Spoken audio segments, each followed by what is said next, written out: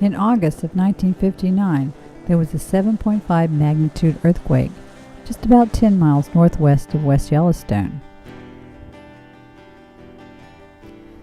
28 people died that day, and it also caused a lot of changes here in the park.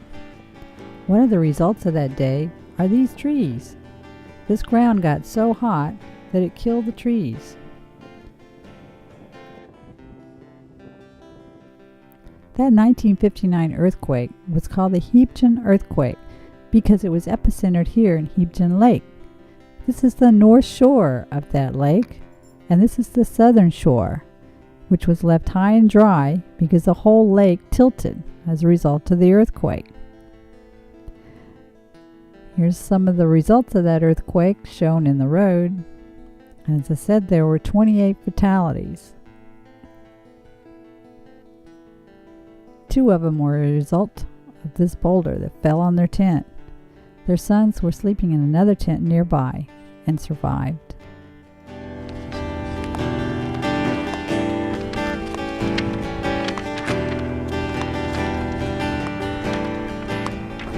There's Old Faithful over there.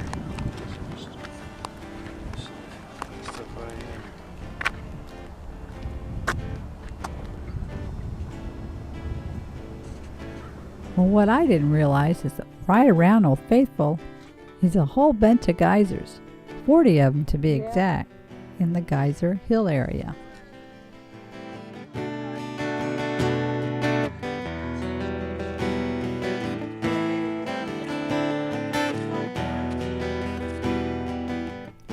This map shows the relationship of the Old Faithful Inn and the Geyser Hill area. Here's the Old Faithful Inn, and all of this is boardwalk and trail right around the Old Faithful Geyser. It's an easy walk.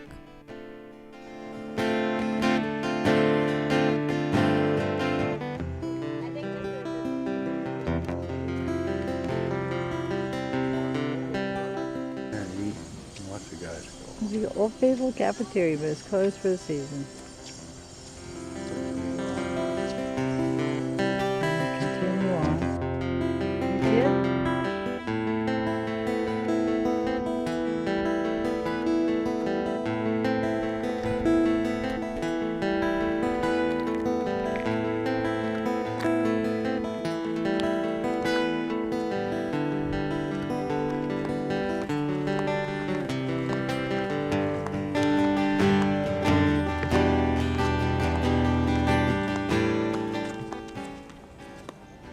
Old Faithful again.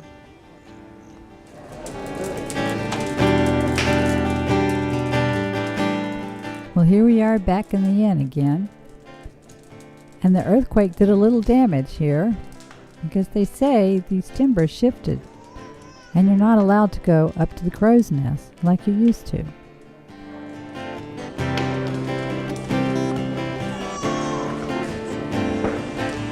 Here's the... Well, it's the following morning, and we're going for another hike around the inn to look at all the geysers. Here's the big yellow bus again. We're starting off at a little disadvantage because the rental car is dead out in the parking lot, so we're having to wait for another one to come. And here we are, a scene you don't see very often, a foggy Old Faithful.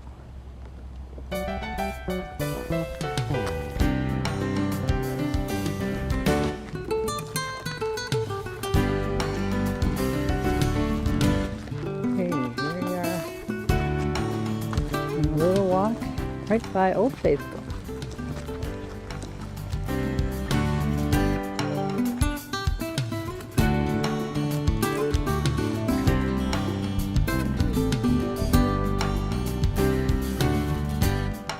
Remember the geyser.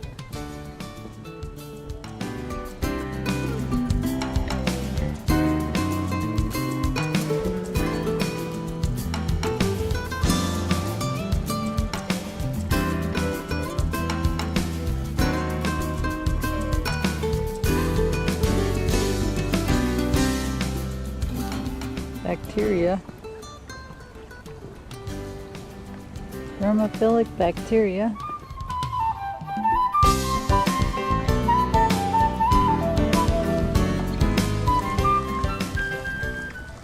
Well, there's a lot of geysers in this area. There's Beehive Geyser, Lion Geyser, Giantess Geyser, Doublet Pool. There's even one called Sponge Geyser, which I didn't see, which has a jet of water 9 inches when it erupts, and another one called Chinese Geyser. So named because apparently they did laundry in there and soap causes a geyser to erupt, and it erupted and all the clothes went spewing up into the air, or so the story goes.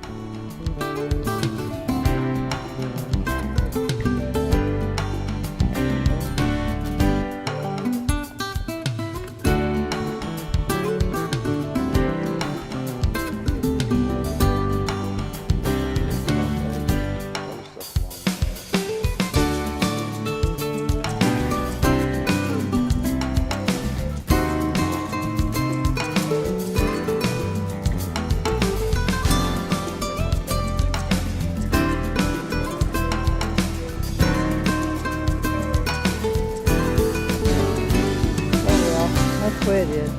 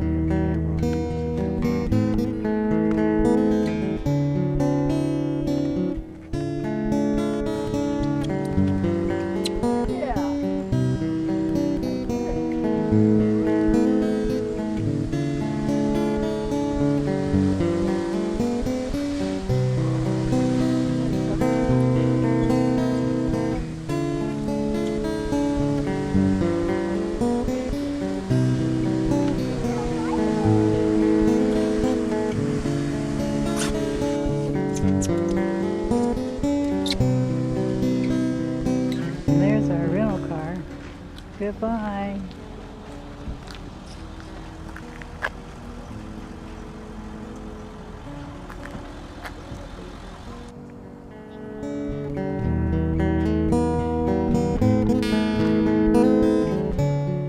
It's the first sunny day we've had in my whole trip.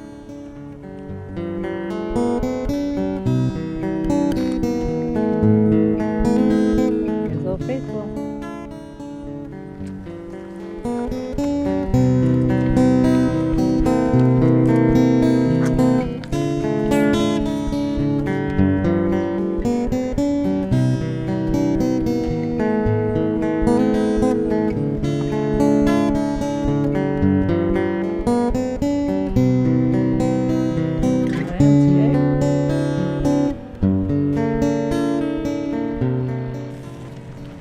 Well, we're coming up on Castle Geyser. It's one of only 5 geysers that are predictable by the rangers to erupt. The other 4 are, of course, Old Faithful, Grand, Daisy, and Riverside.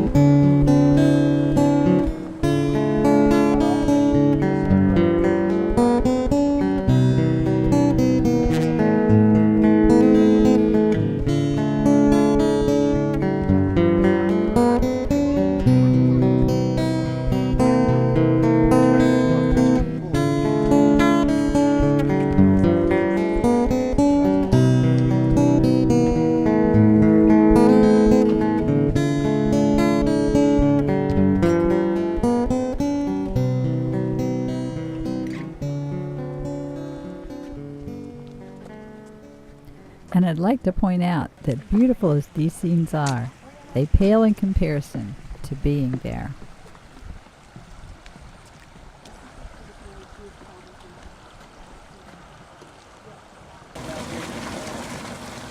Yep.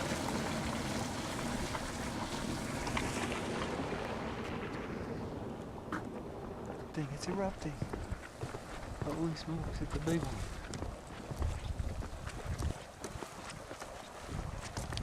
Where's the roller coaster?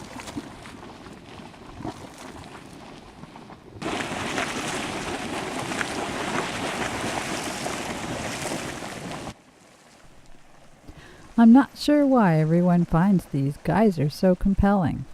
After all, it's just boiling water, and you can do that on your stove at home any day.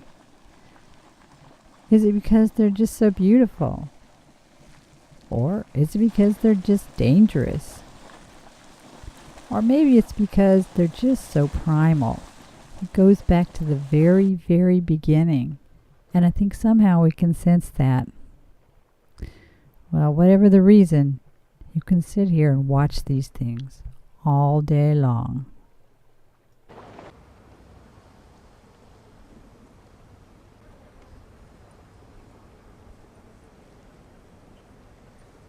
Good morning. Yes, Mike, you see the rainbow? Yeah.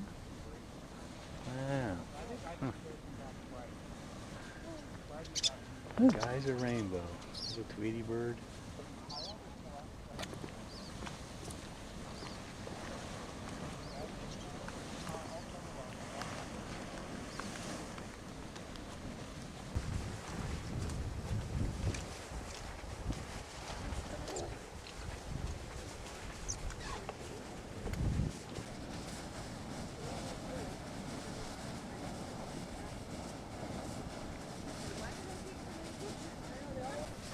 It's the tallest geyser there is, this one here. Wow.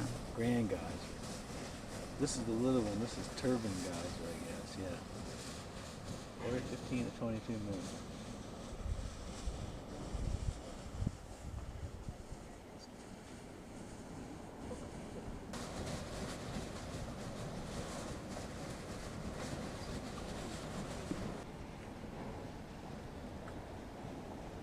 Oh, there looks like a swimming pool. Yeah.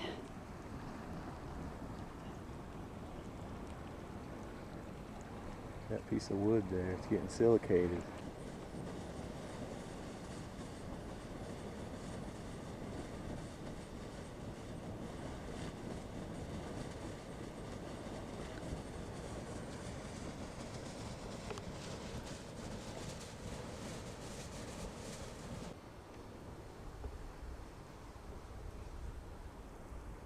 This is where the water's coming out. See how it's all blocked off there now. Yeah. And the water's coming out in that one place, Yeah. and that's causing us to precipitate on the edges of that, and that's building that up, you know. Yeah. And eventually that'll close up, and then it'll move up a little higher, and it'll go around a whole bunch of channels, and eventually they'll close up from having to precipitate out, and it gets higher and higher. Yeah. Well, this might be a good time to point out that what we're really standing on here is a big giant volcano. Right.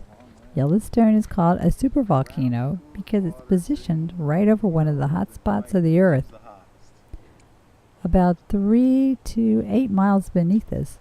is a dome of lava. Now that's what's heating up all this water that seeped down into the cracks and fissures and erupts as geysers, hot springs, boomerols, and mud pots. The majority of the world's active geysers are right here around the Old Faithful area. Now around 630,000 years ago was a super eruption, and it blanketed about 3 states with something like 10 feet of ash. If that happened today, well, it wouldn't be good. But the good news is, if it happened right now, well, it really wouldn't bother us much because we'd never know what hit us. And by the way, I think we can add that to our list of ways that you can die at Yellowstone.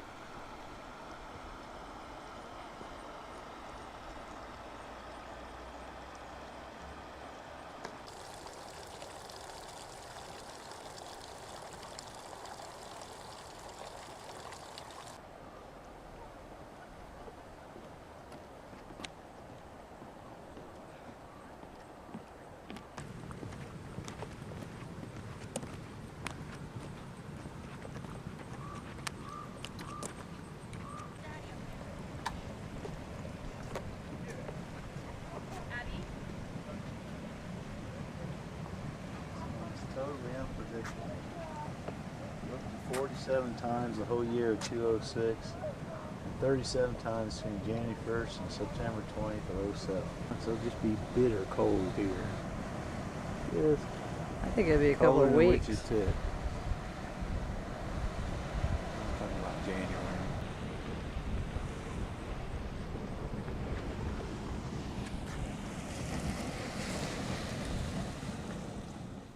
Well, we're coming up on Grotto Geyser, which is really quite a performer.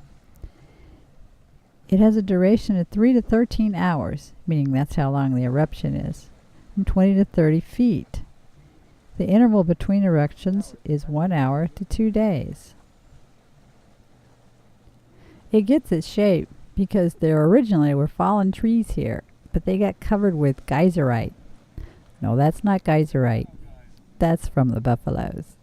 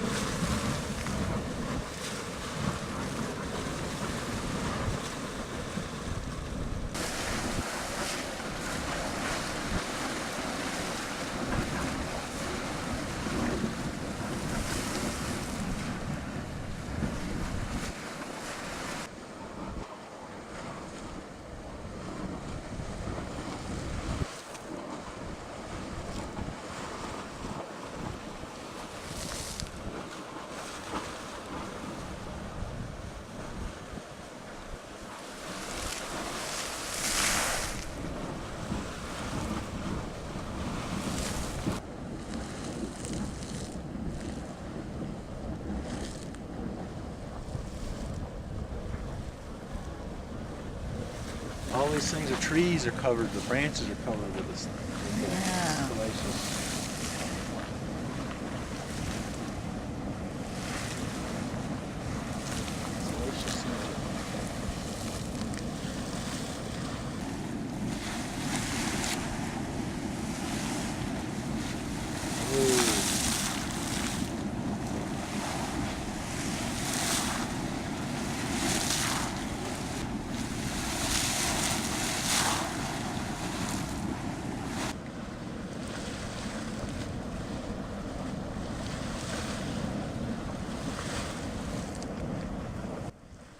And by the way, in case you're wondering, I had to hide my camcorder under my jacket quite a bit because these steam are full of corrosive gases for camcorders. So we can put that on our list of ways that Yellowstone can kill your camcorder.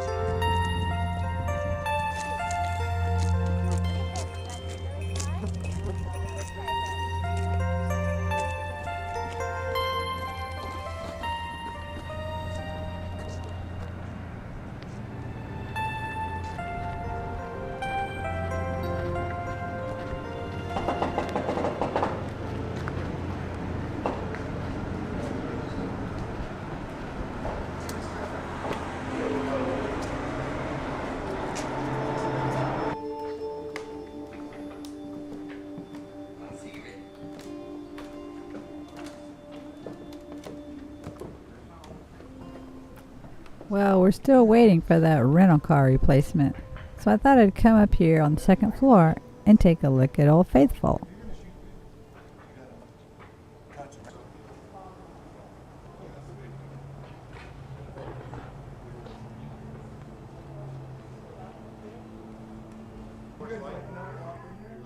Well, we'd had that good snow a couple of nights before, and there's still some left, but boy, it must have been piled high with that steep roof just funneling down right on this deck.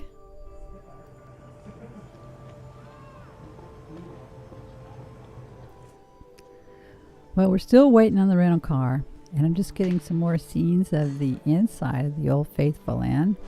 You can walk up actually to the third floor, but as you recall, that earthquake caused the upper floors to be a little unstable, so you haven't been able to walk up there since 1959. And there you can see the stairs that go way, way up, but those are blocked off and you can't get up there.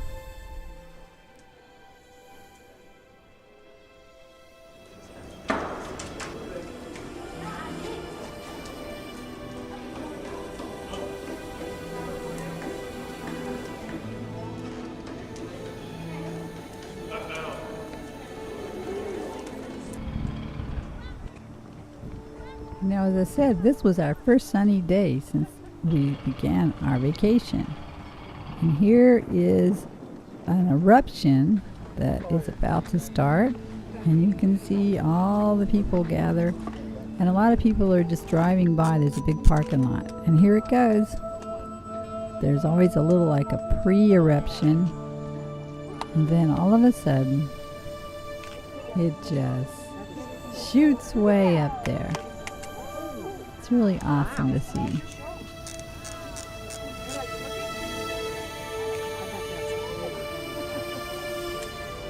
bet you were really, really good. Which one is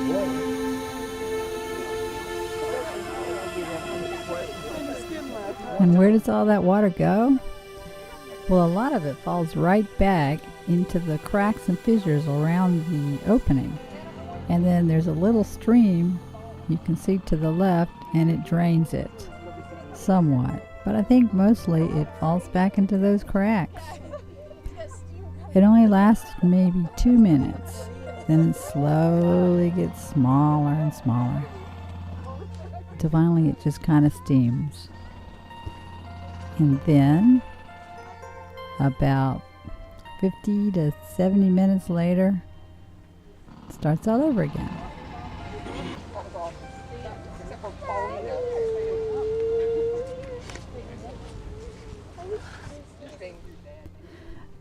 Well, finally the big show is over and everyone files back to wherever they came from.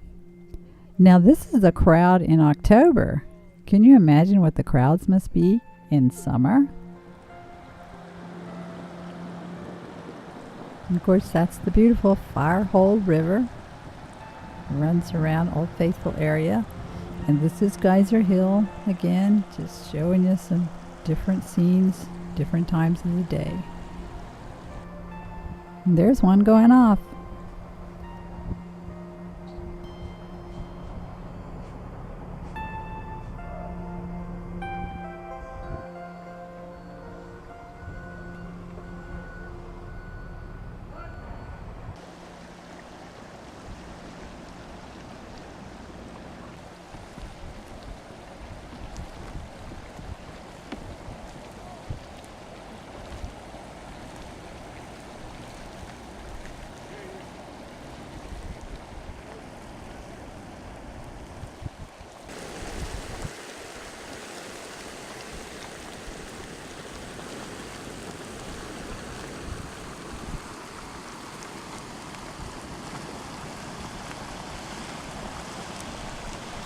Just some more scenes of the beautiful but deadly hot boiling water.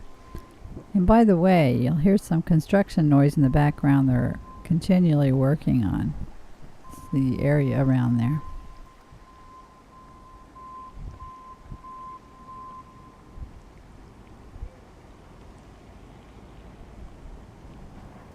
Now Now this is Castle Geyser, which we walked by earlier in the day.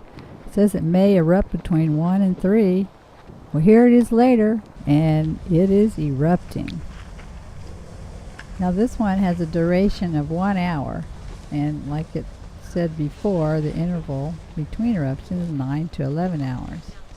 That center, which is the cone, is about 12 feet tall with a 20-foot diameter. It has 2 phases, a water phase which lasts 15 minutes, but the steam phase lasts 45 minutes. Now since that 1959 earthquake that we talked about, it has become regular, and before that it wasn't.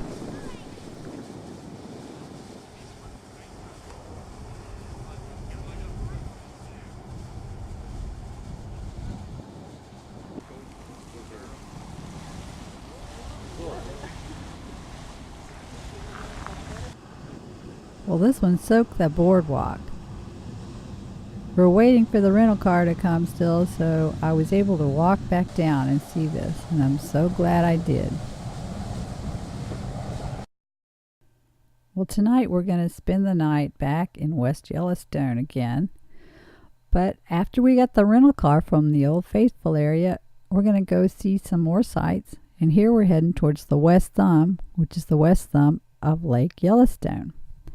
And there's another geyser basin there. Yep. Here we are at Yellowstone Lake. West Thumb Geyser Basin. Yep, the West Thumb Geyser Basin. Well, that's Yellowstone Lake there in the background. And this was a really nice trail. These boardwalks are only about a half a mile loop. There's lots of hot springs here, as you can see, and they drain into the lake that you saw there earlier. But it doesn't really raise the temperature of the lake any right around there. It's still about 45 degrees. Pretty chilly for a swim.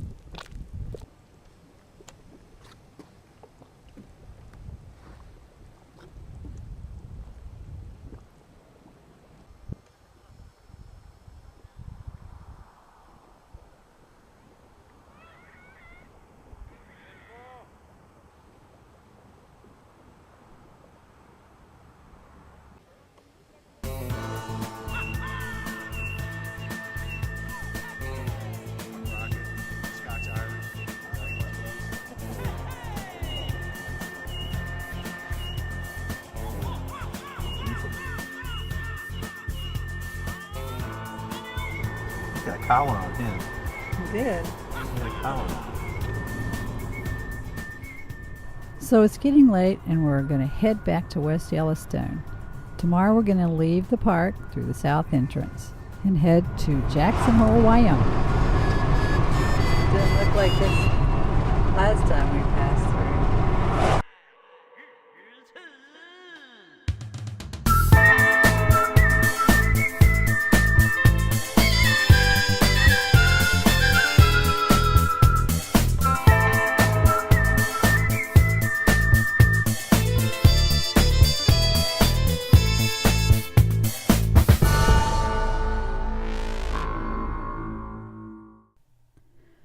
Well, we spent the night in West Yellowstone again, and now we're going to head back through the park, retracing a lot of our route we've already gone. But one of the places we haven't seen is the Grand Canyon of the Yellowstone. Wait till you see what's coming up.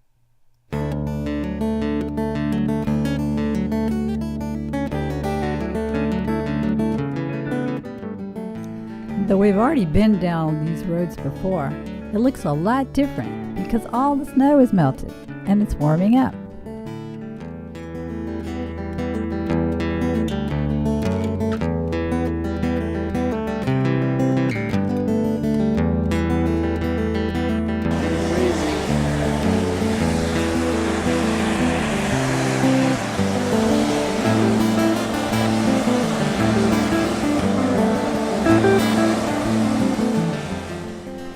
this is Barrel Spring.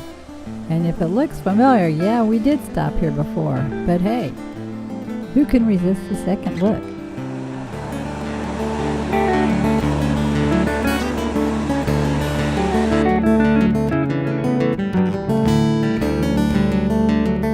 These are just some of the scenes we saw along the way.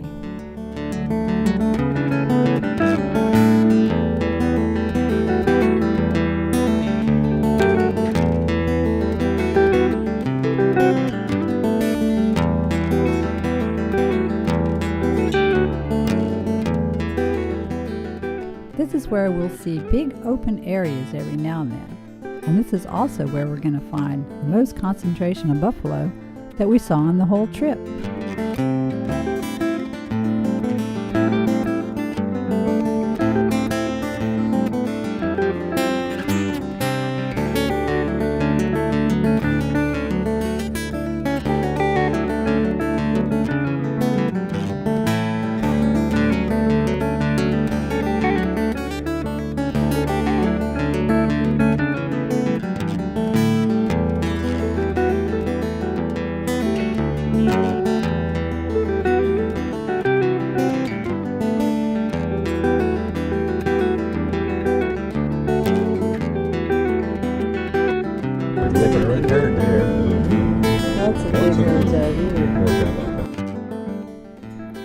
The snow is still there because we're getting higher in elevation and we're getting closer to the canyon area.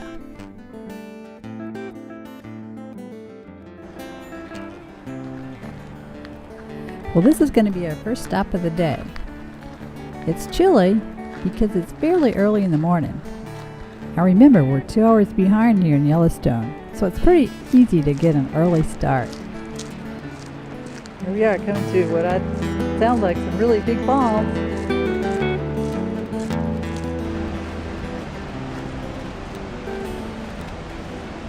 This is a spot where somebody, I guess it was a spot, he fell and died last week. 32 degrees right now.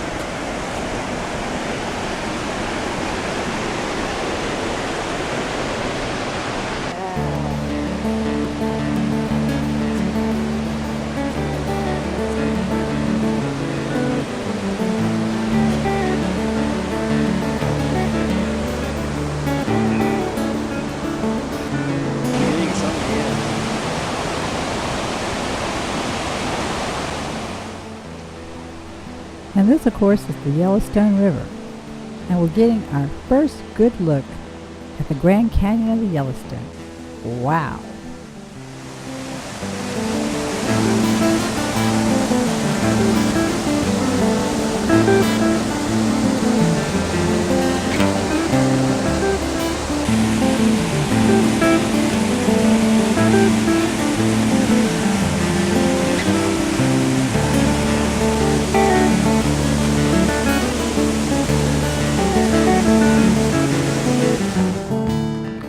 We are Canyon Visitor Education.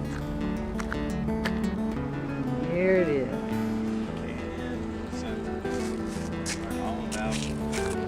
Where we are. Well, we backtracked a little to come to this visitor center, which looks to be brand new. Unfortunately, they're doing a lot of road work and they've cut the power, so we couldn't explore it as much as we'd like.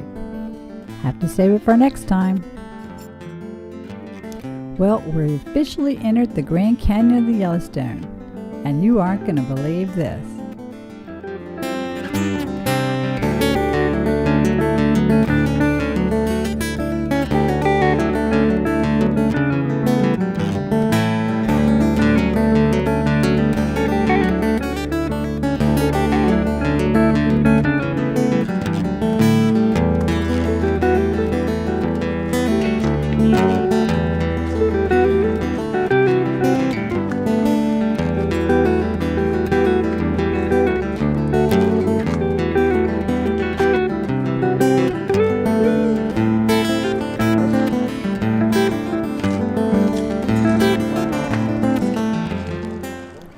Well, here's what the brochure has to say about this area. About 640,000 years ago, a huge volcanic eruption occurred in Yellowstone, emptying a large underground chamber of magma. Volcanic debris spread for thousands of miles in a matter of minutes. The roof of this chamber collapsed, forming a giant caldera, 30 miles across, 45 miles long, and several thousand feet deep. Eventually, the caldera was filled with lava. The canyon rhyolite lava flow covered what is now the canyon area approximately 480,000 years ago. Hydrothermal activity altered and weakened the lava, making the rock softer.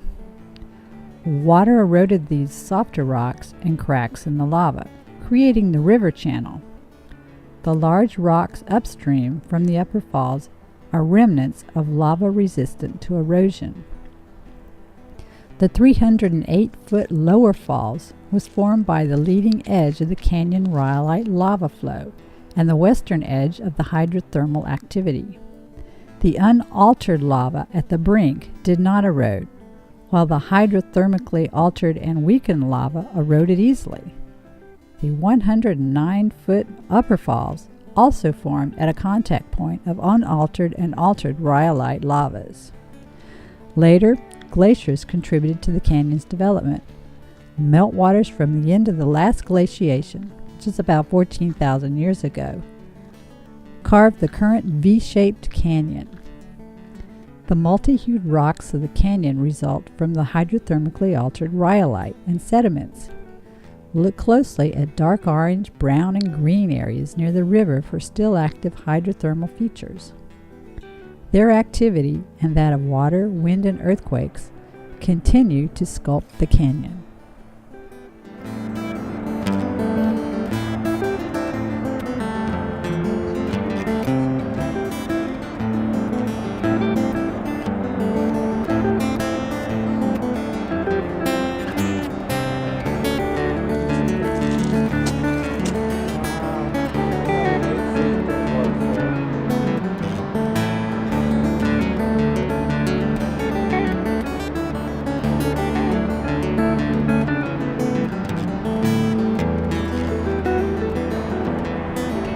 Well, a lot of the trails were closed that day, but I did see this one way down there. Looked pretty interesting, but we didn't go on it.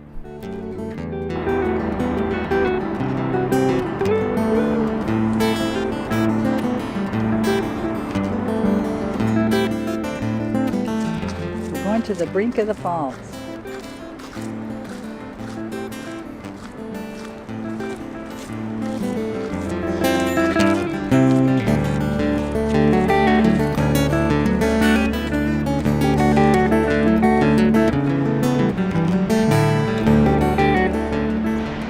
Halfway down to see the brink of the falls.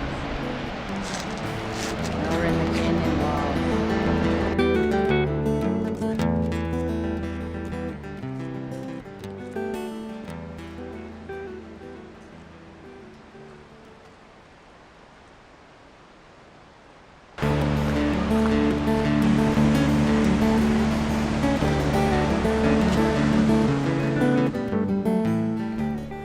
Well, this is a trail that reminds you of Crater Lake in Oregon, although this one's not nearly as long.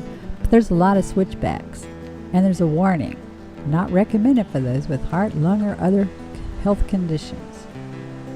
But boy, the views were just awesome.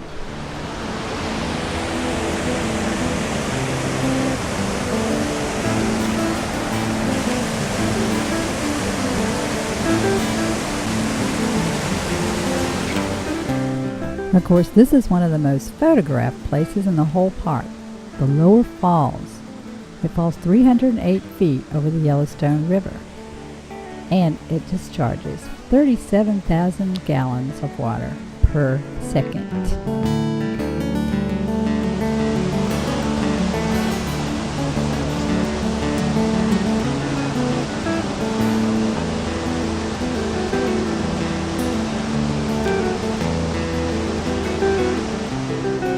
Even though you know you shouldn't, you can't help but take picture after picture after picture. because every single thing you see is something that you just want to remember. It's just absolutely beautiful.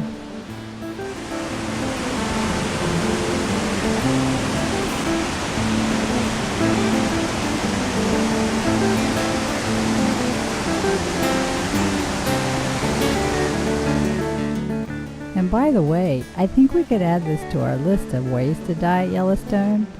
Falling over the lower falls. Ouch! As a matter of fact, I think this has already occurred to that little guy in the red pants. He was very hesitant about getting to that brink.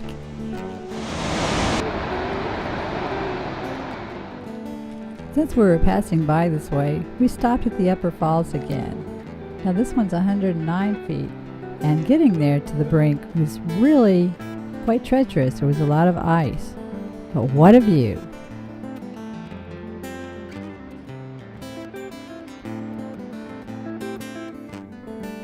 Well, we headed to leave the canyon area, but we had to press on.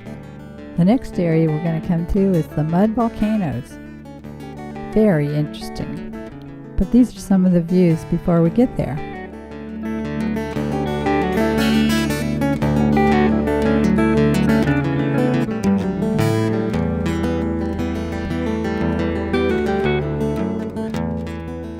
Well, this little map shows you our route as we head down to the mud volcanoes.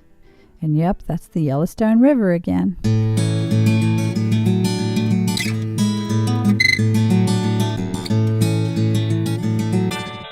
Yep, we're about to encounter a lot of buffalo. And by the way, that white is not sand, it's snow.